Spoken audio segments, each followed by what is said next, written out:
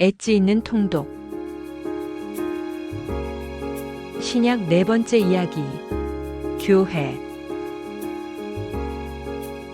나를 누구라 하느냐. 16장은 교회 세움, 18장은 교회다움에 관한 이야기다.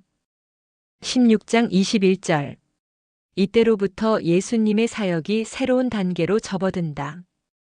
갈릴리 공생의 사역을 마치고 이제 십자가의 시간이 다가오고 있다.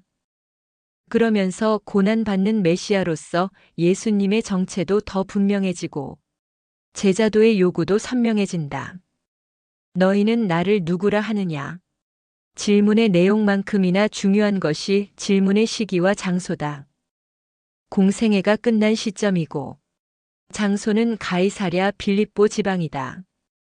예수님은 자신에 대한 여론을 물은 후 제자들의 생각을 물으신다. 대중은 예수님을 선지자 중 하나로 이해하고 있었는데 제자를 대표해서 베드로는 메시아로 고백한다. 하지만 고난받는 메시아로는 전혀 이해하지 못했다. 대단한 고백이지만 불완전한 고백이었다. 내 교회. 예수님은 대중의 여론이나 특정한 사람의 사상이나 가르침이 아니라 신앙 고백 위에 교회를 세우겠다고 하신다. 그리고 교회를 내 교회라고 부르시며 소유권을 분명히 하신다. 교회는 주님의 것이며 오로지 하나님의 말씀 위에서만 세워져야 한다. 그러니 교회는 다수가 아니라 진리를, 여론이 아니라 말씀을 좇는 곳이 되어야 한다.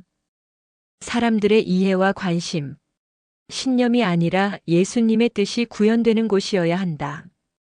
그런데 예수가 주시다는 고백만으로는 제자가 될 수 없다. 제자는 예수를 믿는 자만이 아니라 예수를 따르는 자다. 십자가의 혜택만 누리는 자가 아니라 십자가를 지고 좇는 자다. 이런 자기부정이 있어야 작은 자를 홀대하지 않고 한계 없는 용서도 할 수 있다. 공동체와 제자도. 18장은 네 번째 제자도에 관한 교훈으로 공동체와 제자도의 이야기다. 예수님은 누가 천국 백성으로 합당한지를 공동체 안에서의 다른 지체들을 향한 태도를 통해 설명하신다.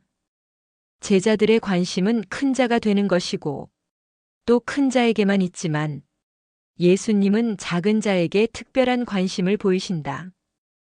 어린아이처럼 되지 않으면 천국에 들어갈 수 없다고 단언하시며 심지어 어린아이를 자신과 동일시하신다.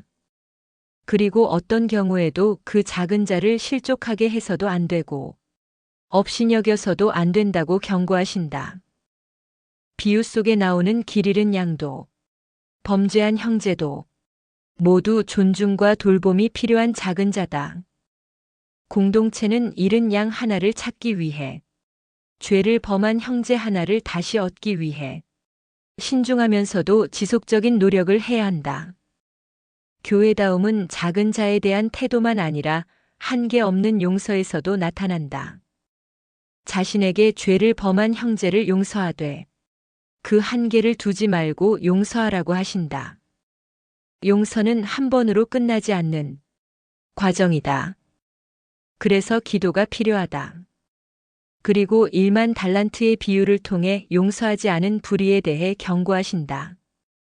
용서 없이는 공동체의 일치도 성숙도 없다.